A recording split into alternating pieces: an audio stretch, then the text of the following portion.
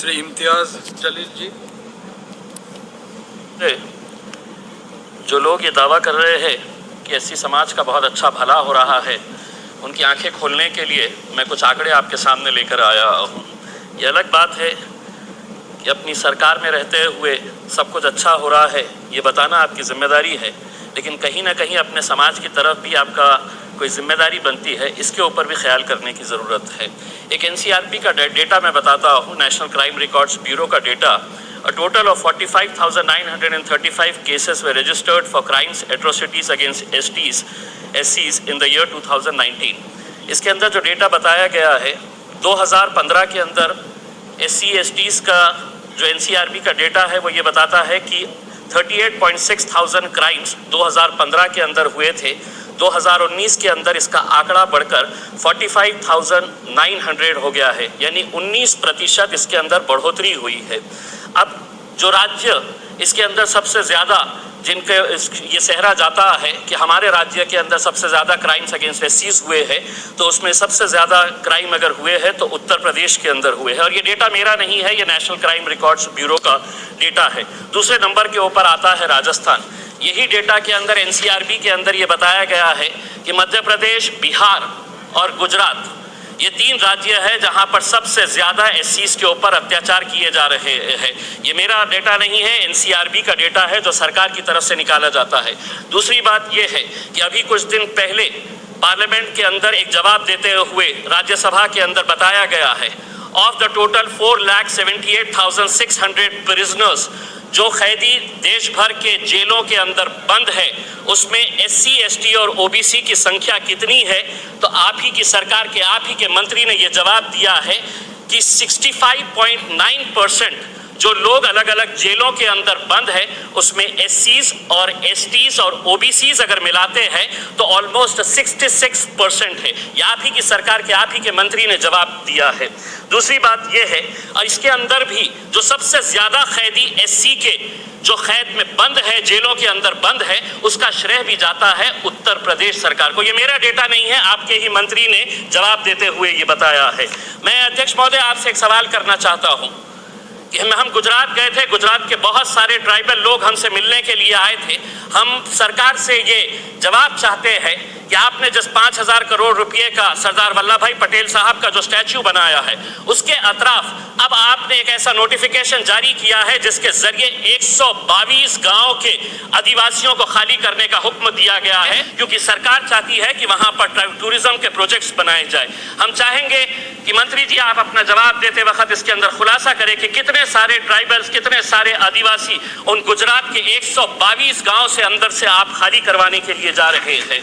मैं दूसरी बात ये कहना चाहता हूं कि अगर हम वैकेंसीज की अगर बात करते हैं तो कितने सारे वैकेंसीज है। ये जवाब भी 15 मार्च 2021 को रमेश पोखरियाल साहब ने, मिनिस्टर ऑफ एजुकेशन ने ये बताया है कि वेकेंट रिजर्व पोस्ट फॉर एससीज, STs and OBCs in central universities कितने हैं?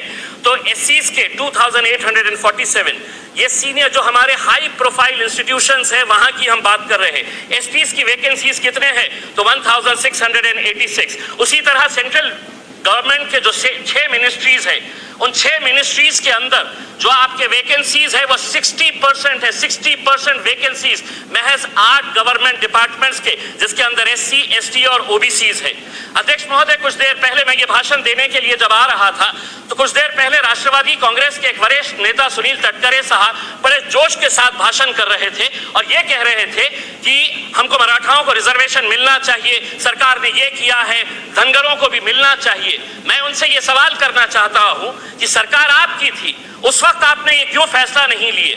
और उनका भाषण सुनकर मुझे तो ऐसा लगा कि गिरगिट भी शर्मा जाए कि रंग कैसे बदलते हैं हमारे राजनेता, कि जब सरकार के अंदर थे, कांग्रेस और राष्ट्रवादी कांग्रेस की सरकार थी, तब उस वक्त देवेंद्र फडणवीस साहब जो भारतीय जनता पार्टी के, जिन्हें माइनॉरिटी से कोई लेना देना नहीं है, शिवसेना और भारतीय जनता पार्टी के लोगों से ये कहते थे देवेंद्र फडणवीस साहब के, हमको रिजर्वेशन आप माइनॉरिटीज को दीजिए, मुसलमानों को दीजिए। आज जब सत्ता के अंदर है तो बिल्कुल खामोश, एक जिक्र भी नहीं किया जा रहा है कि मुसलमानों के रिजर्वेशन के बारे में भी बात की जाए करके।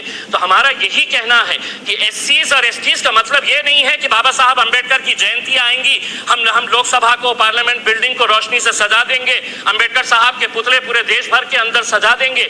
हमें उनके सोशल इकोनॉमिक बैकग्राउंड के बारे में सोचना है। 70 सालों से क्यों ये समाज आज पिछड़ा हुआ है, क्यों ये समाज की झोपड़पट्टियों के अंदर हम देसी दारू की दुकानें सजाते हैं, वहां पर क्यों वहां पर शिक्षा की प्रावधान नहीं किए जाते हैं। 70 सालों के बाद भी हम उन्हीं मुद्दों के ऊपर बहस कर रहे हैं जब बाबा साहब अंबेडकर ने बताया था, उन्होंने अपने जो बताया था कि ये समाज को ये नहीं करना चाहिए। क्या ये समाज की जिम्मेदारी नहीं है कि अपने इलाकों से देसी दारू के, शराब के अड्डों को बंद कराना? क्यों खोले जाते हैं आपकी बस्तियों के अंदर ये शराब के ठेके? कहीं ना कहीं उस समाज के नेताओं को सोचने की जरूरत है। अध्यक्ष महोदय, मैं समझता हूं कि इस मुद्दे के ऊपर हम बार बार चर्चा करते हैं, एक बार संजीदगी से इसके बारे में कुछ ना कुछ फैसला होना। और हम ये उम्मीद करते हैं कि सर, आप गुजरात के 122 ट्राइबल विलेजेस को आप खाली करवा रहे हैं, उसके बारे में क्या स्थिति रहेंगी ये बताइए। नर्मदा आंदोलन कितने सालों तक चला, आप अच्छी तरह से जानते हैं। ये ट्राइबल्स भी खामोश नहीं बैठने वाले हैं और उनको हम ताकत देंगे वहां पर जाकर। अगर आप इस तरह से 122 गांव के ट्राइबल्स को, आदिवासी को खाली कराएंगे और वहां पर टूरिज्म के प्रोजेक्ट्स लगाएंगे तो बहुत गलत बात है। बहुत बहुत धन्यवाद। धन्यवाद इम्तियाज जी। जनाब इम्तियाज अली। अध्यक्ष महोदय, मैं आपके जरिए सरकार के सिविल एविएशन मिनिस्ट्री से ये दरख्वास्त करता हूँ कि औरंगाबाद जो मराठवाड़ा की राजधानी है, वहाँ पे हवाई अड्डा है। हम सरकार से ये अनुरोध करेंगे कि वहाँ पर एक एविएशन ट्रेनिंग एकेडमी और एक फ्लाइंग स्कूल खोला जाए। सभी लोग जानते हैं कि आने वाला वक्त जो है वो सिविल एविएशन के अंदर बहुत बड़ी बूम आने वाली है, एयरलाइन इंडस्ट्री बहुत ज़्यादा ग्रो करने वाली है।